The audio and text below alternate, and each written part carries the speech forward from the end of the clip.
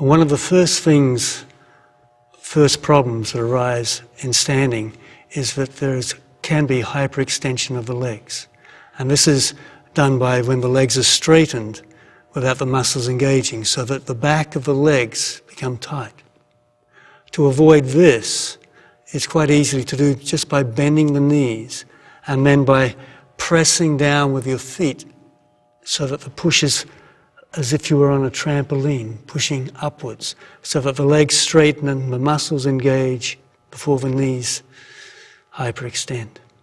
This also has the advantage that the lower abdomen is held in and also the tailbone drops down. Also, from this action, as you breathe, the lungs are lifted upwards into the chest cavity. And then if you slightly engage the triceps, the sternum will stretch forward and you come into a position named Samasthiti. Again, press down on the feet and press the toes into the floor as you bend forward, exhaling. Stretch. The problem with a beginner is that their back will round if their hamstrings are tight.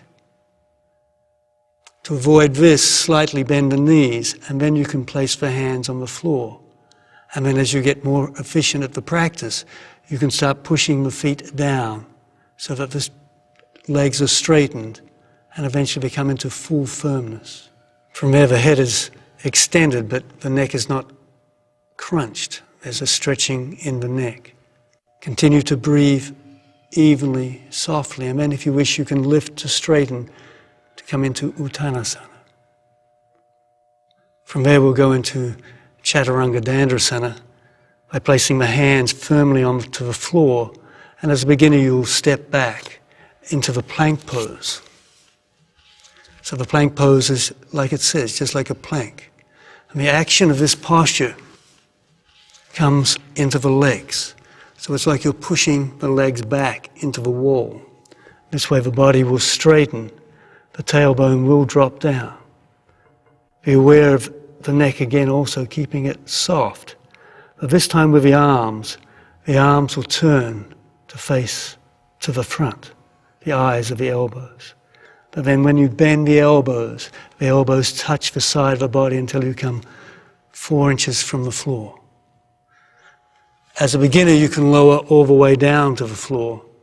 Again, it's the legs, the toes pressing down and then pushing through the heels so that the muscles of the legs engage fully. Having the shoulders already lifted and the chest slightly extended.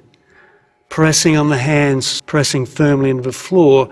In fact, the hands could come back a little further so that the elbows are directly over the wrist.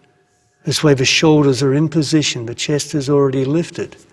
And then again, by just pressing through the heels, the legs engage, and then just lifting the navel up to the spine. We'll lift the body from the floor. Again, feel that the tailbone is releasing. See if you can push your tailbone back. There. Wonderful. Chaturanga Dandasana. Keeping the legs firm, this time you roll over your feet, stretch forward, and then extend upwards into Urdhva Mukha Svanasana, or upward facing dog. Again, the legs are very firm. The feeling of the feet is to press them down into the floor, and even the little toes will turn downwards. So this will give a slight inner rotation. The arms press down, the thumb and first finger press into the floor, and then you try and bring the shoulders so they're directly over the hands. And then again, the triceps engage, and this will bring the sternum forward. The neck again is relaxed. You can look straight forward if you wish, or as you get more proficient with the practice, the head can extend further backwards. Feel that you're lifting the chest and stretching forward. From here we come into the position downward facing dog, or Urdhva Mukha Svanasana. And it's done by lifting up, keeping the hands pressing into the floor so that the arms support the body as do the legs. But we'll start with the hands. First you start by pressing down on the root of the thumb. So this point, the actual flesh is pushed away so that as you press it down, you spread. And then you press into the first finger and then stretch out into the outer edges of the palms. And from there you can extend even further into the fingertips.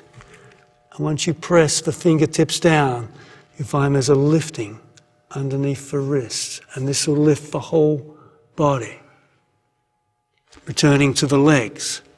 The legs are reaching down, the heels press down into the earth. The toes lift. And by lifting the toes, you create a greater firmness in your legs. Again, you want to feel as if you're having a slight inner rotation. So again, you have a feeling of lifting the little toe or pressing down with your outer heel. Again, from this strength of the legs, the sitting bones extend further back to the wall, which again creates a lightness in the torso. So instead of the body dropping down to the floor, there's a lightness that keeps lifting. By pressing even further into the floor with your hands, you'll find that the action rebounds and extends all the way to the tailbone. From there, you can hop or walk forward, coming again into Urdhva Uttanasana. Head lifted, again the neck is soft, and then exhaling, lower the head down to the shins. Again, if the hamstrings are tight, you slightly bend the knees. And as you come up, you firm, pressing the feet down.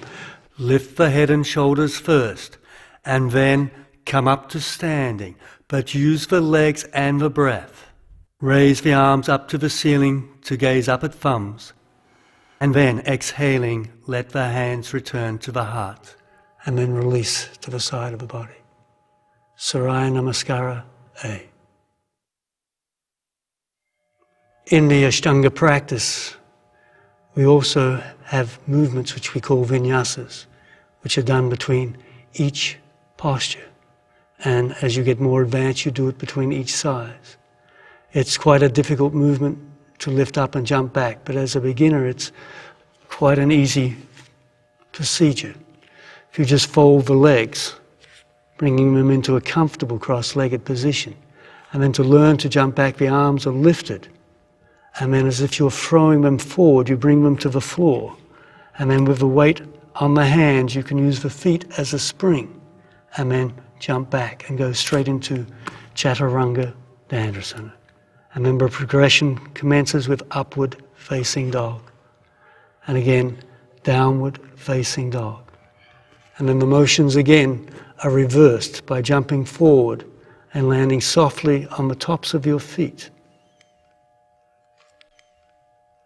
And then sitting down, and as you release, you can straighten the legs.